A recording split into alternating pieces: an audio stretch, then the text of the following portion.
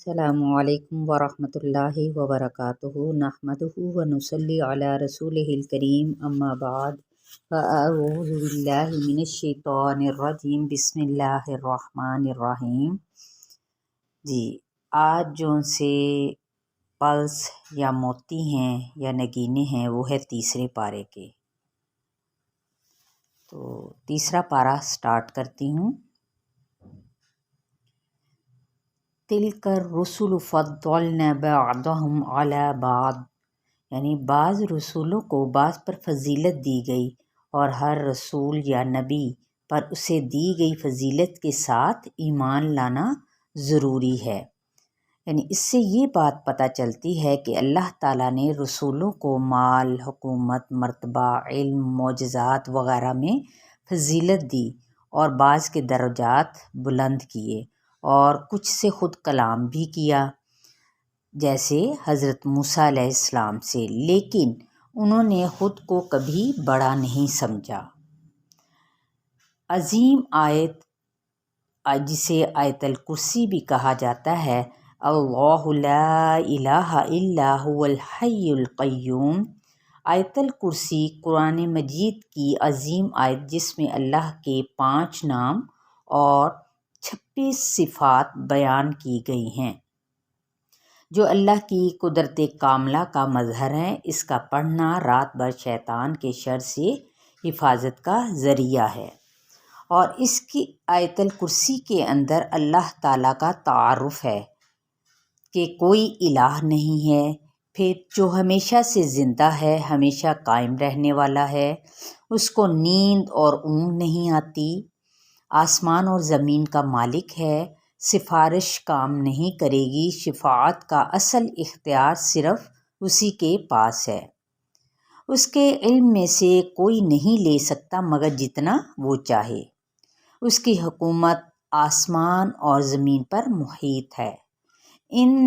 دونوں کی حفاظت اس کے لیے، یعنی زمین اور آسمان کی حفاظت اس کے لیے مشکل نہیں، وہ بہت بلند اور عظیم ہے۔ یہ ہے اللہ تعالیٰ کا تعارف اس میں۔ اب جب ہم آگے دیکھتے ہیں تو آیت الکرسی کی فضیلت حضرت ابو ہریرہ رضی اللہ تعالیٰ عنہ سے روایت ہے کہ آپ صلی اللہ علیہ وآلہ وسلم نے فرمایا کہ ہر چیز کی کوہان بلندی ہے، قرآن پاک کی بلندی سورہ البقرہ ہے اور اس کی تمام آیات کی سردار آیت الکرسی ہے۔ ابن مروہ رضی اللہ تعالیٰ عنہ سے روایت ہے کہ جو شخص فرض نماز کے بعد آیت الکرسی پڑھے گا اسے جنت میں جانے سے کوئی بھی چیز نہیں روک سکتی۔ تو دیکھیں کہ آیت الکرسی کی کس قدر فضیلت بیان کی گئی ہے۔ سچا دوست کون ہے؟ اللہ ولی الذین آمنوا یخرجہم من الظلمات الی النور، اللہ اہل ایمان کا دوست ہے، وہ اپنے دوستوں کو کبھی بھی تنہا نہیں چھوڑتا، جو علم والے ہیں، جو اہل ایمان ہیں۔ جس طرح سے حضرت ابراہیم علیہ السلام کو اللہ تعالیٰ نے خلیل اللہ کا لقب دیا، حضرت ابراہیم علیہ السلام کو دوست بنایا، تو ان کی کیسی بے مثال رہنمائی کی۔ تو الم تر الی الذی حاج ابراہیم فی ربہ،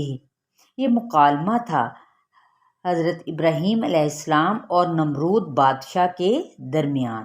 اللہ تعالیٰ کی قدرت کے بارے میں جو مکالمہ ہوا، جس کے نتیجے میں نمرود جو سا تھا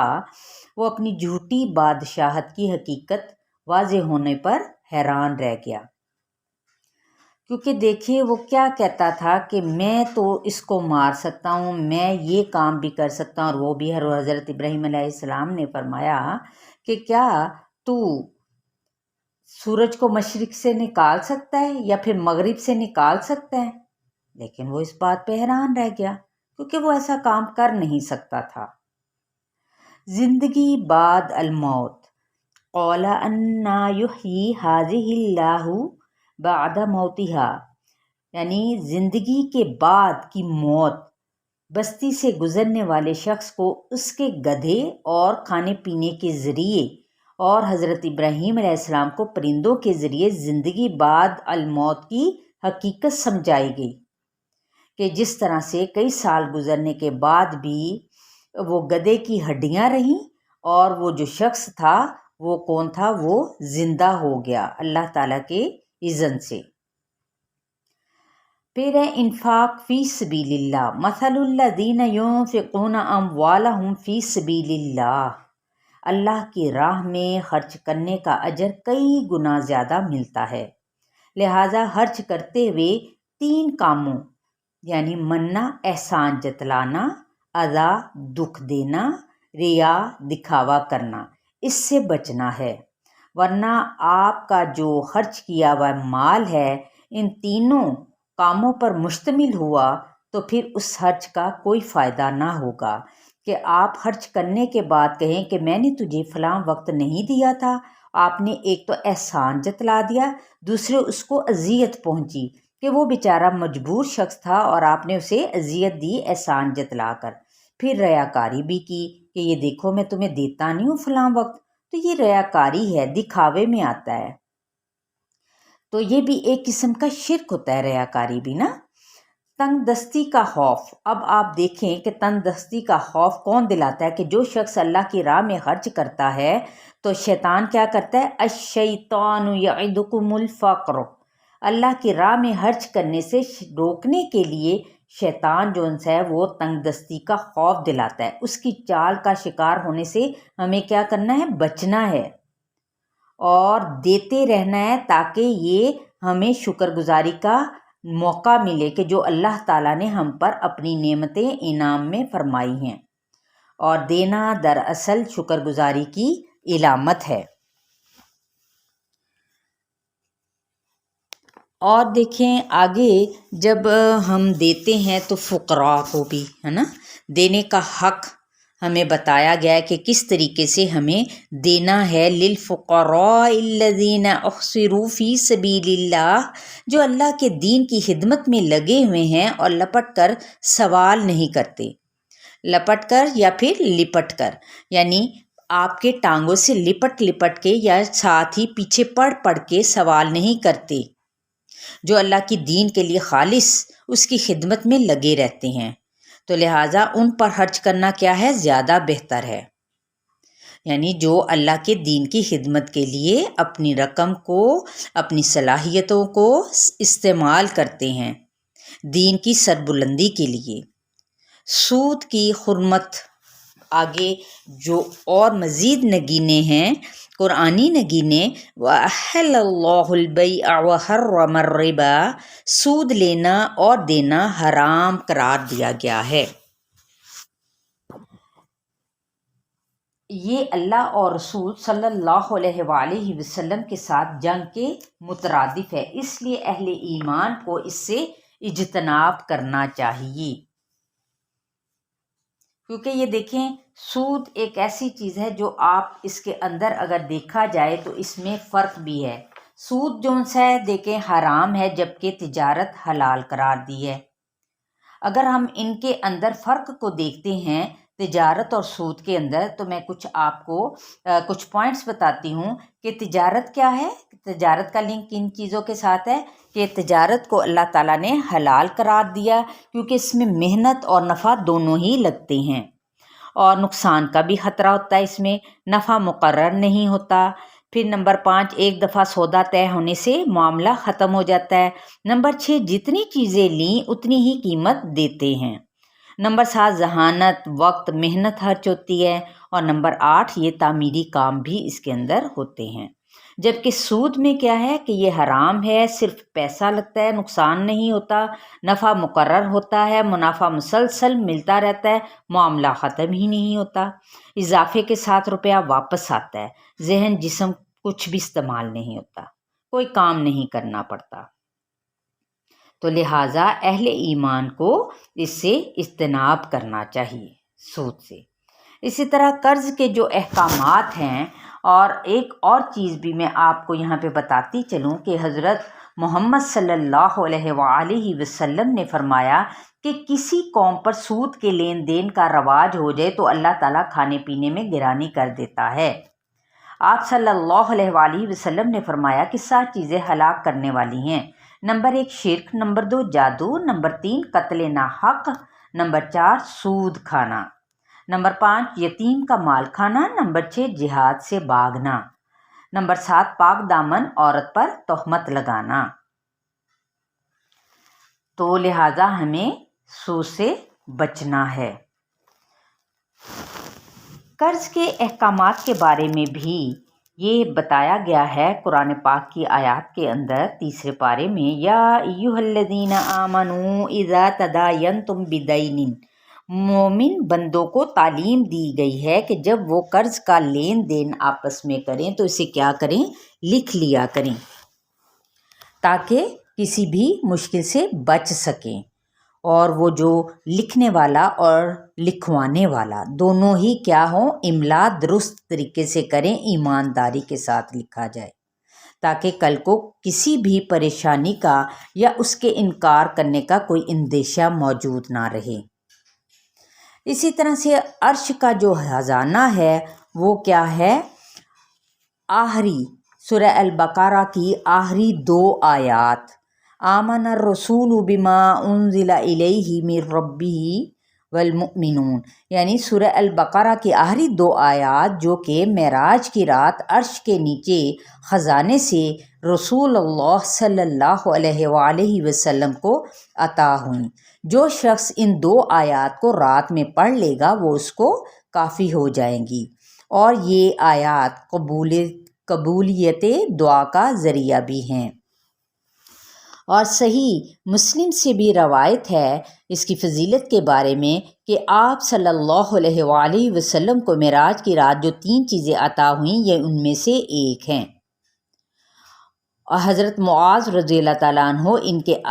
ان کے آخر میں آمین بھی کہتے، کیونکہ انہوں نے آپ صلی اللہ علیہ وآلہ وسلم کو ایسا کرتے دیکھا ہوگا۔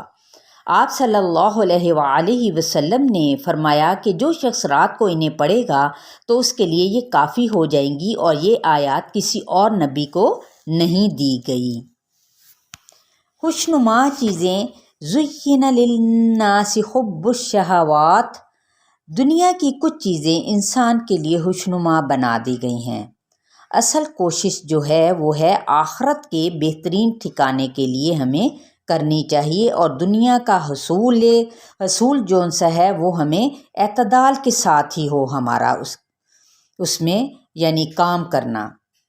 کہ صرف دنیا کے حصول کے لیے اپنے آپ کو انتہا درجے کا تھکانا نہیں ہے، کیونکہ اصل ٹھکانہ جون سا ہے وہ ہے آخرت کا بہترین ٹھکانہ، اور اس کے لیے ہمیں انتھک جہاد اور کوشش کرنا ہے۔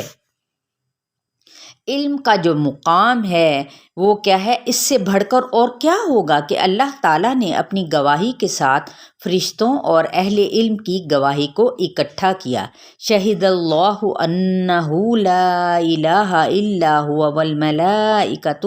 واولو العلم، اللہ کی جو پکڑ ہے وہ وَيُحَذِّرُكُمُ اللَّهُ نَفْسَهُ، اللہ اپنے بندوں پر مہربان ہونے کے ساتھ ساتھ مجرموں اور غلط کام کرنے والوں کو بھی پکڑتا اور سزا بھی دیتا ہے۔ ہم سمجھتے ہیں کہ اللہ تعالیٰ بڑا غفور الرحیم ہے، بے شک ہے وہ، اس کے ذات کے بارے میں تو ہمیں کوئی شک کی گنجائش ہی نہیں ہے، لیکن پھر اللہ تعالیٰ نے جنت کے ساتھ جہنم کا ذکر کیوں قرآن پاک میں کیا؟ کیونکہ جہنم جون سی ہے وہ مجرموں کے لیے ہے اور غلط کام کرنے والوں کے لیے ہے، پھر ظاہر ہے سزا بھی ملے گی، اور اسی لیے ہمیں جنت کا اگر ہم اپنے آپ کو حقدار ٹھہرانا چاہتے ہیں تو پھر اللہ اور اس کے نبی صلی اللہ علیہ وآلہ وسلم کے احکامات پر ہمیں عمل کرنے کی ضرورت ہے۔ قرآن اور حدیث پر ہمیں اس کا علم حاصل کرنے کی ضرورت ہے، اور اس پر عمل کرنے کی بھی اللہ تعالیٰ سے ہم دعا کرتے ہیں کہ وہ ہمیں توفیق عطا فرماتا رہے۔ قل ان کنتم تحبون اللہ فاتبعونی یحببکم اللہ، یعنی اللہ کی محبت کے حصول کا طریقہ اتباع رسول میں ہے۔ مختلف فتنوں، فلسفوں، نظریات سے بچنا اسی وقت ممکن ہے جب رسول اللہ صلی اللہ علیہ وآلہ وسلم کے طریقے کو ہم مضبوطی سے پکڑ لیں گے، تو یہی اتباع ہے۔ ٹھیک ہے کہ اللہ تعالیٰ کیا کہتے ہیں، جس نے میرے نبی کی سنت کی پیروی کی گویا اس نے میری پیروی کی، تو لہٰذا ہمیں اپنے نبی صلی اللہ علیہ وآلہ وسلم کی سنت کی پیروی کرنی ہے۔ جو انہوں نے کام کیے ہمیں بھی انہی کو فالو کرنا چاہیے، انہی کے طریقہ کار پر اپنی زندگیوں کو لگانا چاہیے۔ وَإِذْ قَالَتِ الْمَلَائِكَةُ يَا مَرْيَمُ إِنَّ اللَّهَ اصْطَفَاكِ، حضرت مریم علیہ السلام کی فضیلت کے بارے میں ان آیات میں کہا گیا ہے کہ حضرت مریم علیہ السلام کو تمام عورتوں پر فضیلت عطا کی گئی۔ دوسروں کو ملنے والی فضیلت پر خوش ہونا اور اللہ سے اپنے لیے اچھے کاموں کی توفیق مانگنا، ہمیں مانگتے رہنا چاہیے اور اللہ کے فیصلوں پر راضی رہنا چاہیے کہ جس طرح سے حضرت مریم علیہ السلام نے دیکھیں کس طریقے سے ایک اکیلی عورت ہوتے ہوئے بھی تمام مسائل کا سامنا کیا اور کس طریقے سے اللہ تعالیٰ نے انہیں اس بہتان سے بچایا۔ اذ قال اللہ یا عیسیٰ انی متوفیک ورافعک الی اللہ، کہ اللہ تعالیٰ نے بہترین تدبیر کرتے ہوئے حضرت عیسیٰ علیہ السلام کو زندہ آسمانوں پر اٹھا لیا۔ یہ رفع عیسیٰ علیہ السلام پر ایمان لانا ضروری ہے۔ وَلَٰكِن كُونُوا رَبَّانِيِّينَ بِمَا كُنتُمْ تُعَلِّمُونَ الْكِتَابَ، اللہ کی کتاب سیکھنے سکھانے کا بنیادی جو مقصد ہے وہ ہے لوگوں کو اللہ رب العزت کے ساتھ جوڑنا اور رب والا بنانا ہے۔ ٹھیک ہے، ہمیں ربانی کا یہاں پہ ذکر کیا گیا ہے کہ رب والے کون ہیں، ان کی خاصیتیں بتائی گئی ہیں۔ تو چلیے آئیں اور اللہ کی طرف سے ملنے والی صلاحیتوں کو اللہ کے دین کی خاطر صرف کریں اور اپنی تمام تر جو اوقات ہیں، جو فارغ اوقات ہیں جس میں ہمارا کوئی فالتو کام نہیں ہے، تو ہمیں کیا کرنا ہے، اپنے اس وقت کو بہترین وقت میں شمار کرنا ہے، یعنی اللہ کی راہ میں ان اوقات کو اپنی صلاحیتوں کو لگانا ہے، چاہے وہ مال کی صورت میں ہے، چاہے جہاد کی صورت میں ہے، چاہے لکھنے کی صورت میں ہے، کسی بھی شکل میں ہو سکتا ہے۔ اللہ آپ سب لوگوں کا حامی و ناصر رہے اور ان قرآنی نگینوں کو سمیٹنے کی ہم سب کو کوشش کرنی ہے اور ان پر ہمیں عمل کرنے کی اللہ تعالیٰ سے توفیق مانگتے رہنا ہے۔ السلام علیکم ورحمۃ اللہ وبرکاتہ۔